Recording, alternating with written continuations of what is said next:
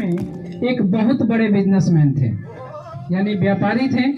वहां उनका मुठभेड़ हो चुका था किसी अंग्रेज के साथ, क्योंकि अंग्रेज का वहां भी राज था, वहां भी शासन। उनके खिलाफ लड़ने के लिए गांधी जी को नियुक्त किया गया कि आप एक अच्छे वकील हैं, तो आप चलिए और हमारे साथ साउथ अफ्रीका में अंग्रेजों के साथ बहस कीजिए।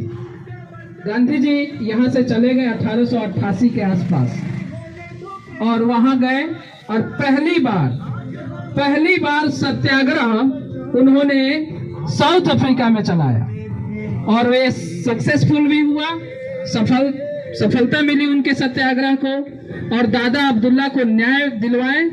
और पुनः 27 साल बाद 1915 ईस्वी में 9 जनवरी 1915 ईस्वी में वो भारत लौटे और उस दिन 9 जनवरी को हम लोग तब से प्रवासी भारतीय दिवस के रूप में मनाते हैं।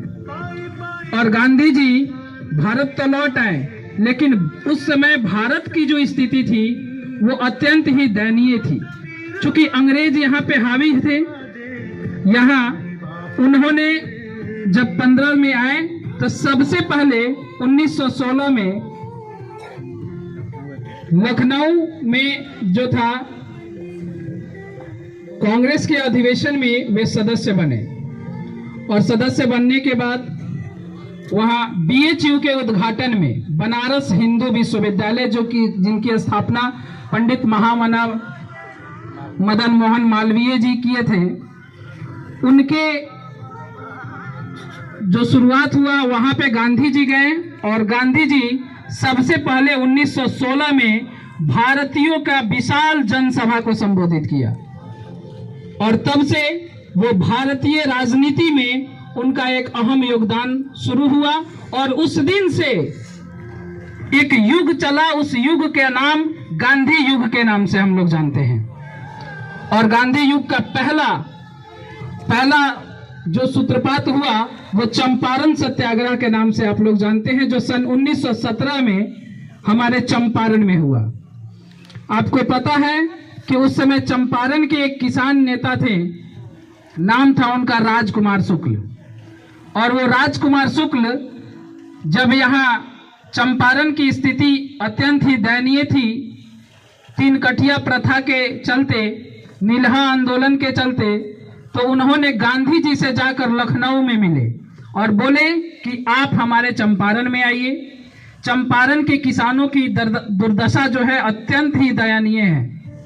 गांधी जी ने उनके न्योता को, उनके विचार को सहर्ष स्वीकार किया और वो चंपारण आए। चंपारण, तत्कालीन चंपारण पूर्वी और पश्चिमी दोनों एक ही था।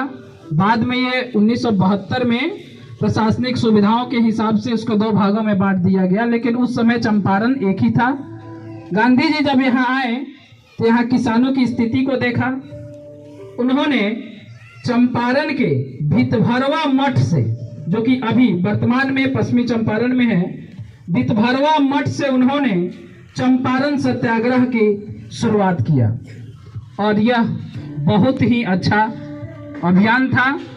और इससे जो चंपारण के किसान लोग थे, इनसे उनको मुक्ति दिलाई और इस तरह से गांधी जी अपने जो गांधी युग का प्रथम चरण था उसको सफलतापूर्वक उन्होंने पार किया।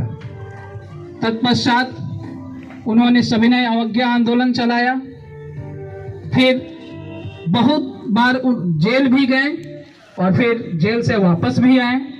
फिर उन्होंने सन 1942 में, उनका जीवन तो ऐसे बहुत ही लंबा चौड़ा रहा हमारे भारतीय इतिहास में, लेकिन 1942 में उनके द्वारा चलाया हुआ अंतिम अभियान, जिसका नाम था भारत छोड़ो आंदोलन।